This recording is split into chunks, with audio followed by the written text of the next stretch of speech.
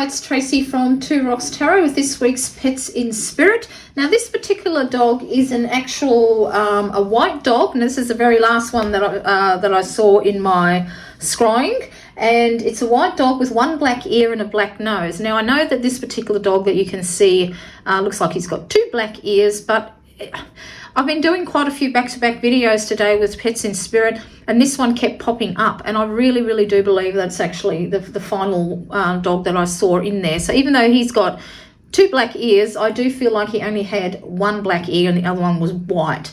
But you know, we'll see we'll see how it goes as it progresses, but that's what I'm feeling. So let's start asking the questions. So the first question I'd like to ask is, what was the first thing you saw when you crossed over? So what was the first thing you saw when you crossed over? And I've got a funny feeling this dog actually used to like climbing trees as well, just like this dog is in our tree. We used to have a little dog that used to do that actually. She was a small little dog, and she used to walk along the fence like a cat. And I kind of get a feeling that this dog used to like doing that as well. So what was the first thing you saw when you crossed over? And here we actually have got the Hermit. That's an interesting card to come, isn't it? So I'm going to say that I think he saw a light the first, as soon as he crossed over. What he saw was light, and whether he saw another dog that he knew in when he was alive, who has passed, who passed before him. So this is what I'm feeling. He saw a light, and I think that he saw a dog who he knew that passed away before him to lead him to the other side. So that's what I'm feeling. And this is interesting because I've been doing these videos all day long, actually. I started really early in the morning so I could catch up. This is the second one that has come up that saw a light. So I find that quite fascinating. So of course the next question I ask is, what does it look like where you are now? So let's have a look. What does it look like where you are now? Here we have got this beautiful card here with, of course, pleasure. So what does it look like when I look at that? It's quite beautiful, isn't it? And again, this is another one where there was a doorway that was featured. So I find it very interesting, this. So I do feel like that this particular dog led him up a path through a doorway into the other side, and it's very beautiful, as you can see. I absolutely love this deck. It's The Sacred Destiny by Denise Linn, and I brought it specifically to ask this particular question of where does it look like where you are now. And I think we've had some really beautiful messages from this deck, and this is what I feel is what he sees, or what he saw. Where he is now, once he's gone past, of course we're not 100% sure once he goes through the gate, but the leadway up to it I feel was very beautiful. So the next question is, what can you do now that you couldn't do in your earthly body? Lost it. So here we have got the Sun. Now, what I find quite fascinating with this is that he's actually on top of a horse. I know because it's being the Sun card, but, in this card, he's up a tree. So I think definitely climbing, okay? So as he got older or sicker, because some animals do sicken while they're still young, he lost the ability to climb up on things. And so now, as you can see by the look on this dog's face, he's very happy because he can climb to his heart's content. So I do feel that, that's what he's doing over there. He is climbing everywhere. Absolutely everywhere, and he's very happy. Actually, it fills me with joy looking at that card. He's very happy. That's beautiful. Actually, and I feel very teary when I get teary with spirit messages. I know that I've kind of really hit the nail on the head, and he's very happy that he can climb everywhere. It's beautiful. So what can you tell me about yourself so your owner will recognize it's you? So, a little quirk or trait. What can you tell me about yourself besides the climbing so that your owner will know that it's you? Okay, so we'll pop right up. And this one here is the, let's move these little flowers up a bit more. The Six of Swords. And actually this came up with another dog before too. Stowaway came to my mind. So I think he used to like to hide.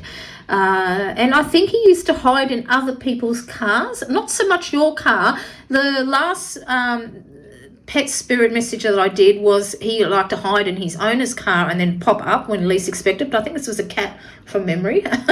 This is a dog, but I feel like he likes to do the same thing. But I feel like he likes to stow away in other people's car and then surprises them when he suddenly pops up, or they open the back door and there he is. He literally hides under blankets or whatever he can find in the boot of the car or in the back seat, indeed, and very unaware. The driver is very unaware of what's happening.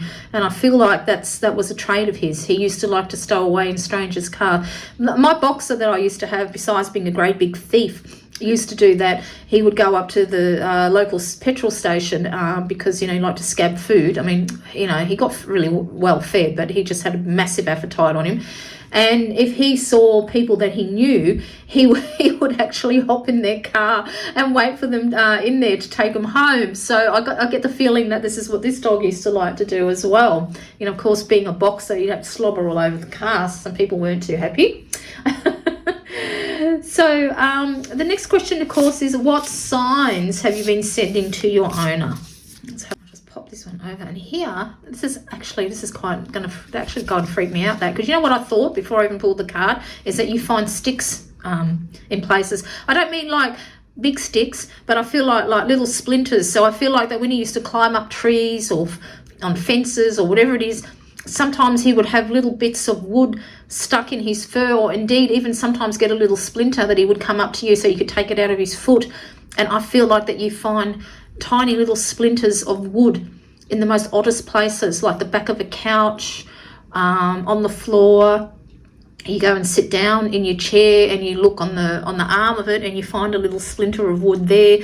Much like I used to find hair from Oscar, fur from him. So I feel like that's what you're finding, is little splinters of wood here and there, everywhere, and that's from him. He's letting you know that he's okay and that he's climbing to his little heart's content over on the other side. So that's the signs that you've been getting, a very, very clear sign. That one is little splinters of wood everywhere.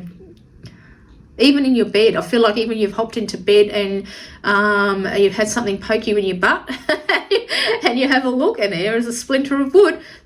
So that's strongly what I'm feeling. This is going to be another quick video. Some dogs are very direct and very easy to read. And the other one is there anything you wish your owner to know? So let's have a look. Is there anything you wish your owner to know?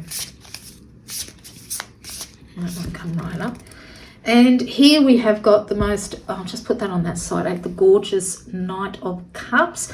And I feel like that you are guarding your heart, that you are very against getting another dog because you don't want to get hurt again by losing them, which I understand 100%, because my husband and I are having a little bit of not a fight, but a disagreement about getting another dog. I don't want one because I just don't want to go through that pain again of losing them. He's missing a companion.